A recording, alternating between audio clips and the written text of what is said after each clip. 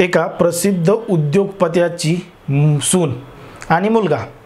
आता एक प्रसिद्ध उद्योगपती आहेत कानपूरमधील, बिस्किट बनवण्याची त्यांच्या कंपन्या आहेत आणि त्या कंपनीच्या मालकाचा मुलगा आणि त्याची बायको म्हणजे उद्योगपत्याचा मुलगा आणि त्याची सून हे एक दिवस जेवण करण्यासाठी बाहेर जातात, एका हॉटेलमध्ये जातात। तिथं जेवण वगैरे करतात, मस्त काही गोष्टी हे करतात आणि तिथून ते लॉंग ड्राईव्हवर जाण्याचं ठरवतात। सुरुवातीला नवरा बायकोला नको म्हणतो, मात्र बायकोच्या हट्टापायी तो तिला लॉंग ड्राईव्हवर घेऊन जातो। लॉंग ड्राईव्हवर घेऊन जात असताना शहरापासून काही अंतरावर गेल्यानंतर त्या गाडीवर 4-5 गुंड हल्ला करतात आणि त्या उद्योगपत्याच्या मुलाला गाडीबाहेर फेकून मारहाण करून त्या उद्योगपत्याच्या सुनेला घेऊन फरार होतात। उद्योगपत्याचा मुलगा रोडवर पडलेला आहे, खूप मोठा पैशावाला आहे आणि त्याच्या मदतीला आजूबाजूला कोणीसुद्धा नाही। तेवढ्यात एक मोटरसायकलवरून व्यक्ती येतो, त्या व्यक्तीच्या मदतीनं तो पोलीस स्टेशनमध्ये जातो। घडलेला संपूर्ण प्रकार पोलिसांना सांगतो, स्वतःची ओळख पटवून देतो। स्वतःची ओळख पटवून दिल्यानंतर पोलिसांवर सुद्धा प्रेशर येतं की हा एक प्रसिद्ध उद्योगपत्याचा मुलगा आहे आणि त्याची बायको कोणीतरी घेऊन फरार झालं आहे, तिचं अपहरण झालं आहे, त्यामुळं पोलिसांवर सुद्धा मोठा दबाव येतो। म्हणजे एकंदरीत एवढा मोठा उद्योगपत्याचा मुलगा आणि मुलाची सून जर अशा पद्धतीनं अपहरण होणार असेल तर नक्कीच त्याची दखल किती मोठ्या स्तरावर घेतली जात असेल याचा सुद्धा विचार आपल्याला या ठिकाणी पडतो। एकंदरीत काय आहे संपूर्ण प्रकरण, कुठली आहे घटना हे आपण सविस्तर पाहणार आहोत। मात्र जर तुम्ही अजूनही आमचं चॅनल सबस्क्राईब केलं नसेल तर लगेचच सबस्क्राईब करून घ्या आणि बाजूला असणाऱ्या बेल नोटिफिकेशनला सुद्धा ऑन करायला विसरू नका। ही घटना आहे कानपूरमधील 27 जुलै 2014ची। मागचा अनेक काळ या गोष्टीला लोटला आहे, मात्र एकदम सस्पेन्स थ्रिलर अशी ही घटना आहे, अशी ही गोष्ट आहे। कानपूरमधील एक प्रसिद्ध व्यापारी उद्योगपती, बिस्किट बनवण्याच्या त्यांच्या कंपन्या आहेत, ते नाव म्हणजे दसानी ग्रुप। दसानी समूहाचे अध्यक्ष त्यांचा मुलगा पियुष दसानी। पियुष दसानी याचं नुकतंच लग्न झालं होतं, लग्नाला 2 वर्ष पूर्ण झाले होते। म्हणजे 2012ला पियुष दसानीचं लग्न ज्योतीसोबत झालं होतं। ज्योती ही सुद्धा एका उद्योगपत्याचीच मुलगी होती। आता इकडची पार्टी उद्योगपती म्हणल्यानंतर समोरची पार्टीसुद्धा उद्योगपतीच होती। ज्योतीसुद्धा उद्योगपत्याचीच मुलगी होती आणि हा सुद्धा उद्योगपत्याचा मुलगा होता। यांचं लग्न 2012मध्ये झालं होतं आणि लग्नाला 2 वर्ष पूर्ण झाले होते। 2 वर्षानंतर त्यांनी एक दिवस ठरवलं की आपण बाहेर आता हॉटेलमध्ये जेवायला जाऊ। आता उद्योगपत्यांचा थाट आणि माट कशा पद्धतीचा असतो हे सुद्धा आपल्याला माहिती आहे। आता या जेवण करण्यासाठी हे शहरापासून काही अंतरावर एका प्रसिद्ध हॉटेलमध्ये गेले, तिथं जेवण केलं आणि जेवण करत असतानाच त्या बायकोनं त्याला सांगितलं की आपण लॉंग ड्राईव्हला जाऊ। आता त्या मुलानं म्हणजे पियुषनं सुरुवातीला त्याला सांगितलं की नको, लॉंग ड्राईव्हर कशाला, इथूनच आपण जेवण करून घरी जाऊ। मात्र ती म्हणली नाही, आपण जाऊन येऊ। ठीक आहे, बायकोच्या हट्टापायी तो तिला घेऊन लॉंग ड्राईव्हवर निघाला। काही अंतरावर गेल्यानंतरच त्यांच्या गाडीवर 4-5 गुंडांनी हल्ला केला, गाडी थांबवली, उद्योगपत्याच्या मुलाला म्हणजे पियुषला गाडी बाहेर फेकलं, त्याला जबर मारहाण केली आणि त्याच्या बायकोला ते म्हणजे ज्योतीला घेऊन फरार झाले। एका प्रसिद्ध उद्योगपत्याचा मुलगा हा रोडवर पडलेला आहे, त्याला जबर मारहाण झालेली आहे आणि तो आजूबाजूला मदत मागतोय। तेवढ्यात पाठीमागून एका व्यक्ती मोटरसायकलवर येतो आणि हे त्याला त्याची ओळख पटवून सांगतो। ते लगेचच त्याची मदत करतात आणि ते त्याला घेऊन पोलीस स्टेशनमध्ये जातो। पोलीस स्टेशनमध्ये जातो, घडलेला संपूर्ण प्रकार पोलिसांना सांगतो, स्वतःची ओळख करून देतो। तेव्हा पोलिसांच्या पायाखालची वाळू सरकते, कारण की एवढा मोठा गुन्हा, एवढी मोठी घटना त्या पोलीस स्टेशनच्या अंतर्गत घडलेली आहे. जर एखाद्या गरिबासोबत किंवा अन्य कुठल्या सामान्य माणसासोबत अशा पद्धतीची घटना घडली असती तर त्याची दखल एवढ्या तात्काळ घेतली असती का, असं सुद्धा वाटू लागतो. असो, उद्योगपत्याचा मुलगा होता, त्याची दखल तात्काळ पोलिसांनी घेतली, सगळी चक्र फिरवली आणि तपास चालू केला. पियुष पोलीस स्टेशनवरून घरी गेला. घडलेला संपूर्ण प्रकार घरच्यांना सांगितला. घरचे सुद्धा सगळे हैराण झाले, परेशान झाले, आरडाओरडा करू लागले. त्याच्या बायकोला, म्हणजे पियुषच्या बायकोला, ज्योतीच्या घरीसुद्धा ही गोष्ट माहीत झाली. ते सुद्धा एक उद्योगपती झाले. सगळ्यांनी फोन फिरवले, सगळ्या राजकीय लोकांना परेशान केलं. SP, DSP, IG सगळे फोन कॉल गेले. सगळीकडे नाकाबंदी करण्यात आली, कसून चौकशी करण्यात आली. प्रत्येक गाडीची तलाशी घेण्यात आली, चेकपोस्ट बंद करण्यात आले. एकंदरीत एवढी मोठी घटना, उद्योगपत्याची सून गायब आहे, तिचा तपास करण्यासाठी संपूर्ण पोलीस यंत्रणा खडबडून जागी झालेली होती आणि तपास सुरू झाला होता. अवघ्या 2 तासात या संपूर्ण घटनेचा तपास लागला आणि ज्या गाडीमधून ते प्रवास करत होते ती गाडी एका सुमसान जागेवर उभी असल्याचं पोलिसांनी समजलं. आता पोलिसांना समजलं, पोलिसांनी घटनास्थळाची पाहणी केली. ती गाडी उघडून बघितली तर त्या उद्योगपत्याच्या सुनेचा मृत्यू झाला होता, तिचा खून झाला होता. म्हणजे त्या ज्योतीचं जीवन हे संपलेलं होतं आणि तिच्या मृत्यूला, म्हणजे तिच्या खुनाला अगदी काही वेळच झाला होता. रक्तसुद्धा गोठलं नव्हतं, मात्र तिच्यावर खूप वारसुद्धा करण्यात आलेले होते. आता ही घटना तात्काळ पियुषला समजली, तिच्या घरच्यांना समजली, आईवडिलांना समजली. सगळीकडं शोकाकुल वातावरण तयार झालं. एक पोलिसांवर प्रचंड तणाव आला, ताणसुद्धा आला, कारण की एवढी मोठी घटना त्या परिसरामध्ये घडली होती. अवघ्या 2 तासातच पोलिसांनी या घटनेचा तपास लावला होता, मात्र अजूनही गुंड आणि मारेकरी फरार होते. पोलिसांसमोर मोठं आव्हान होतं की एवढ्या मोठ्या गुन्हा जो घडला आहे त्याचा तपास लावायचा कसा. जर अपहरण म्हणावं, खंडणीसाठी घटना घडली असेल म्हणावं, तर एवढ्या लवकर त्यांनी कुठलीही पैशाची मागणी न करता डायरेक्ट मर्डरच कसा केला, खूनच कसा केला, असा देखील मोठा प्रश्न पोलिसांसमोर उभा राहिलेला होता. आता त्या दिवशी लगेच पोलिसांनी, ज्यांनी तक्रार दाखल केली होती, ज्योतीचा नवरा म्हणजे पियुष, याला चौकशीसाठी पोलीस स्टेशनमध्ये बोलावलं. पोलीस स्टेशनमध्ये बोलवलं आणि जो घडलेला प्रकार आहे तो म्हणजे परत एकदा सांगण्यास सांगितलं. मात्र ज्या वेळेस मृतदेह पोलिसांनी ताब्यात घेतला होता, त्याची मृतदेह पाहण्यासाठी घरचे संपूर्ण नातेवाईकसुद्धा आले होते. मुलीकडचे, मुलाकडचे, पियुषचे, म्हणजे एकंदरीत मृतदेह ताब्यात घेतल्यानंतर, घटना त्यांच्या घरी सांगितल्यानंतर संपूर्ण ते परिवार त्या मृतदेह पाहण्यासाठी हॉस्पिटलमध्ये आला होता आणि पोलीससुद्धा त्या ठिकाणी गेले होते. मात्र त्या ठिकाणी एक वेगळीच गोष्ट पोलिसांच्या लक्षात आली होती. मी ती तुम्हाला पुढं सांगणार आहे. त्यानंतर पोलिसांनी पियुषला चौकशीसाठी पोलीस स्टेशनमध्ये बोलवलं आणि विचारलं, घडलेला संपूर्ण प्रकार काय आहे, एकदा आम्हाला परत एकदा सांगा, तेव्हा कुठं आम्ही आरोपीचा तात्काळ शोध घेऊ शकतो.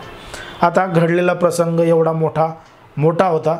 तो म्हणतो की मी घडलेली घटना तुम्हाला 1-2 दिवसानंतर सांगेल, सध्या मी त्या मनस्थितीमध्ये नाही आहे. त्याला खूप मोठं दुःख झालेलं होतं आणि त्याने घडलेला प्रसंग सांगण्यास टाळाटाळ केली आणि ती गोष्ट 2-4 दिवसावर ढकलली. साहजिकच आहे, स्वतःच्या बायकोचा खून झाला होता आणि एवढी मोठा दुःखद घटना त्याच्यावर घडली होती, म्हणून त्याला घडलेला प्रकार 2-3 दिवसांनी म्हणून सांगितलं. 2-3 दिवस उलटले होते, तरीसुद्धा पोलिसांना तपास लागत नव्हता. पोलिसांनी सगळे चक्र फिरवले होते, तरीसुद्धा मारेकरी कोण, खुनी कोण याचा तपास लागत नव्हता. पोलिसांनी मग 2-3 दिवस उलटून गेल्यानंतर पियुषला परत एकदा पोलीस स्टेशनमध्ये बोलवलं, कारण की एव्हिडन्स फक्त एकच होता आणि ज्याच्या समोर ही संपूर्ण घटना घडलेली आहे, म्हणून त्याची चौकशीसुद्धा करणं गरजेचं होतं. आता पियुषला पोलीस स्टेशनमध्ये बोलवलं आणि काही प्रश्न विचारण्यात आले. आता पियुषच संशयाच्या घेऱ्यामध्ये होता पोलिसांच्या. याचं कारण म्हणजे ज्या दिवशी ज्योतीचा मृतदेह पोलीस स्टेशन दवाखान्यामध्ये आणला गेला होता, संपूर्ण परिवार त्या ठिकाणी तिला पाहण्यासाठी आला होता. पोलीसही त्या ठिकाणी आले होते आणि तुम्हाला जे सांगितलं होतं की मी नंतर सांगेल, तेव्हा हा पियुष कपडे बदलून आला होता. म्हणजे घडलेली घटना 2 तासात जेव्हा तो तक्रार देऊन घरी गेला होता, घरी गेल्यानंतर जेव्हा पोलिसांनी सांगितलं की मृतदेह आम्हाला अशा अशा पद्धतीनं इथं सापडला आहे, आम्ही तो दवाखान्यामध्ये नेला आहे आणि तो पाहण्यासाठी किंवा पुढील कारवाईसाठी तुम्ही हॉस्पिटलमध्ये या, तेव्हा हा पियुष चक्क कपडे बदलून आला होता. सकाळी एक टी शर्ट होतं, संध्याकाळी दुसरं टी शर्ट होतं. त्यामुळे कुठंतरी पोलिसांना संशय आला की याच्या बायकोचा खून झाला आहे. 2-3 तासापूर्वीच यानं तक्रार दाखल केली होती आणि हा घरी गेला आणि एवढी मोठी घटना कळूनसुद्धा याने कपडे वगैरे बदलून हा फ्रेश होऊन परत कसा काय येऊ शकतो. तरीसुद्धा पोलिसांकडे काही सबूत नव्हतं, फक्त संशय होता की याला आता असे प्रश्न विचारल्याशिवाय खरा आरोपींचा शोध लागणार नाही. पोलिसांनी कसून चौकशी केली, काही प्रश्न विचारले, काय काय केलं, कसं कसं केलं, हे संपूर्ण प्रश्न विचारल्यानंतर त्याला घरी जाण्यास सांगितलं आणि त्याने ज्या पद्धतीनं संपूर्ण गोष्टी सांगितल्यात, अगदी त्याचीच पडताळणी करण्यासाठी पोलीस त्या ठिकाणी पोहोचले. म्हणजे पोलीस जिथं हे जेवण करायला ज्या हॉटेलमध्ये गेले होते त्याच हॉटेलमध्ये गेले. त्या हॉटेलमध्ये गेले, CCTV फुटेज सगळं बघितलं आणि त्या CCTVमधून एक गोष्ट समोर आली पोलिसांच्या की हे दोघंजणं सोबत जेवण करतायत. मात्र जेवण करण्याच्या अगोदर आणि जेवण करताना दोघंही एकमेकं मोबाईलमध्ये बघत आहेत, एकमेकांशी बोलत नाहीत, चर्चा करत नाहीत आणि दोघांच्या चेहऱ्यावरती सुद्धा काही एक्सप्रेशन नाही आहेत, काही आनंद दिसून येत नाही आहे. असं का असावं? आणि हा जो पियुष आहे तो वारंवार उठून बाहेर जाऊन आजूबाजूला जाऊन कोणाशी तरी फोनवर बोलतोय. पोलिसांच्या ही गोष्ट लक्षात आली आणि पोलिसांनी त्या वेटरला त्यांना विचारलं की ह्या दोघांमध्ये काही भांडणं वगैरे झाले होते का, यांचं स्वभाव नेमका कसा होता. त्यांनी सांगितलं की असं होतं, हे काही जास्त एकमेकांशी बोलले नाही, हल्ले नाही, चालले नाही, हे यांच्या पद्धतीनं असं वागणं जे आहे तसंच होतं. मग पोलिसांच्या मनामध्ये संशय आला की पियुषचाच याच्यामध्ये हात असू शकतो. पोलिसांनी ज्या ठिकाणी ती घटना घडली आहे त्या ठिकाणची पाहणी केली.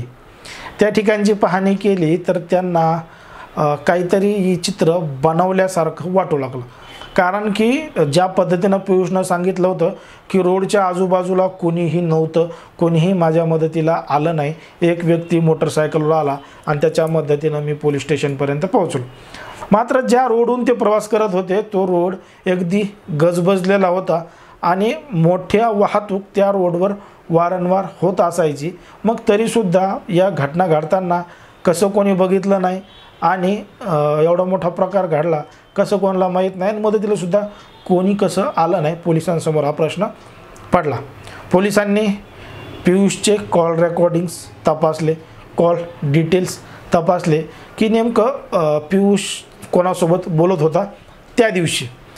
ते तपासत असतानाच पोलिसांसमोर आणखीनच एक रहस्य समोर आलं. आणखीनच एक गोष्ट समजली की पियुष त्याच्या जे काही कॉन्टॅक्ट लिस्टमध्ये नंबर आहेत त्याच्या व्यतिरिक्त तो एका नंबरवर मागच्या अनेक वर्षांपासून वारंवार बोलतो, चॅटिंग करतो, मेसेज पाठवतो आणि त्याचं बोलणं हे मिनिटांमध्ये नाही तर घंट्यांमध्ये आहे. पोलिसांनी बघितलं, नंबर तपासून पाहिला तर तो नंबर निघाला मनीषा नावाच्या तरुणीचा. मनीषा नावाची तरुणी ही सुद्धा एका उद्योगपत्याची मुलगी होती आणि ती जबलपूरची होती. जबलपूरमधील एक प्रसिद्ध उद्योगपत्याची मुलगी, तिचं नाव मनीषा. आता पियुषला याबाबत काहीच माहिती नव्हतं की पोलीस कुठल्या दिशेने तपास करत आहेत. मात्र पोलिसांनी चक्र फिरवली होती. मनीषाचा नंबर तिथून काढला होता. मनीषाला सुद्धा संपर्क केला आणि अशी घटना सांगून चौकशीसाठी तिला पोलीस स्टेशनमध्ये बोलवण्यात आलं. परत एकदा पियुषला चौकशीसाठी बोलवण्यात आलं. मात्र यावेळी पोलिसांचा आवाज थोडा वाढलेला होता. पोलिसांकडे काही प्रमाणात का होईना सबूत मिळालेले होते, कारण की ज्योती जिचा मृत्यू झाला होता, जिचा खून झाला होता, तिचा बापसुद्धा एक उद्योगपती होता, म्हणून पोलिसांवर मोठा दबाव होता. त्यामुळं पोलिसांचा आवाजसुद्धा आता वाढलेला होता. एका ठिकाणी मनीषाची म्हणजे पियुषची जी मैत्रीण होती तिची चौकशी चालू होती, तर दुसऱ्या ठिकाणी पियुषची चौकशी चालू होती. म्हणजे ज्या पद्धतीनं आपण चित्रपटामध्ये पाहतो त्याच पद्धतीनं एका रूममध्ये पियुषची, दुसऱ्या रूममध्ये मनीषाची चौकशी चालू होती. बोलणं सुरू होतं. दोघांचेही उत्तरं एकसारखे आले. परत दोघांना एका ठिकाणी बोलण्यात आलं आणि एकच प्रश्न त्यांना विचारण्यात आला आणि सांगितलं, आता खरं बोला, वेगळं तुम्हाला खोटं बोलण्यात काय अर्थ नाही. तुमचे सगळे कॉल डिटेल्स आमच्याकडे आहेत. तुम्ही किती दिवसापासून बोलता, किती वेळ बोलता, काय बोलता, हे सुद्धा आमच्याकडे आहे. आता वेगळं काय सांगायची गरज नाही. फटाफटा सांगा नेमकं काय प्रकार आहे. आता त्यांना खरं सांगण्याशिवाय काही पर्याय नव्हता. त्यांनी सांगितलं की आमचं एकमेकांवर मागच्या अनेक वर्षांपासून प्रेम आहे. आम्हाला लग्न करायचं होतं, मात्र घरच्यांनी आम्हाला प्रेमविवाह करण्यास नकार दिला होता, अर्थात पियुषच्या घरच्यांनी. आणि घरच्यांनी तिचं लग्न ज्योतीसोबत ठरवलं होतं. म्हणजे नाइलाजाने त्याला बळजबरीनं ज्योतीसोबत लग्न पियुषला करावं लागलं होतं आणि याचं मनीषावर प्रेम होतं. आणि मागच्या 2 वर्षाचे त्यांच्या लग्नाला झाले होते. त्या 2 वर्षाच्या काळामध्ये तो जास्त काही ज्योतीसोबत बोलत नव्हता, तिला खुश ठेवत नव्हता, फक्त नावापुरतीच ती तिची बायको होती असं सुद्धा सांगितलं गेलं आणि अशी माहितीसुद्धा या संपूर्ण प्रकरणातून बाहेर आली. मग समोर 2 आरोपी बसले होते. पियुषनं संपूर्ण घडलेला प्रकार सांगितला. पोलीस त्याला त्या ठिकाणी घेऊन गेले आणि खाकीवरती दाखवली. मग तो सत्य बोलू लागला की मी जी स्टोरी सांगितली होती, मी जे घटना घडलेली सांगितली ती सगळी बरोबर नव्हती.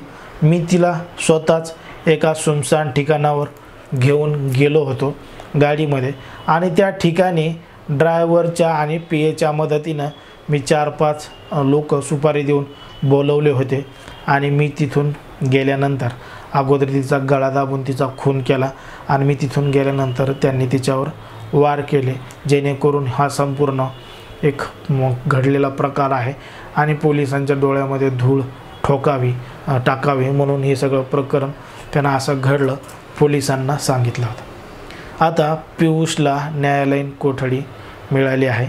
त्याला जेलमध्ये आहे.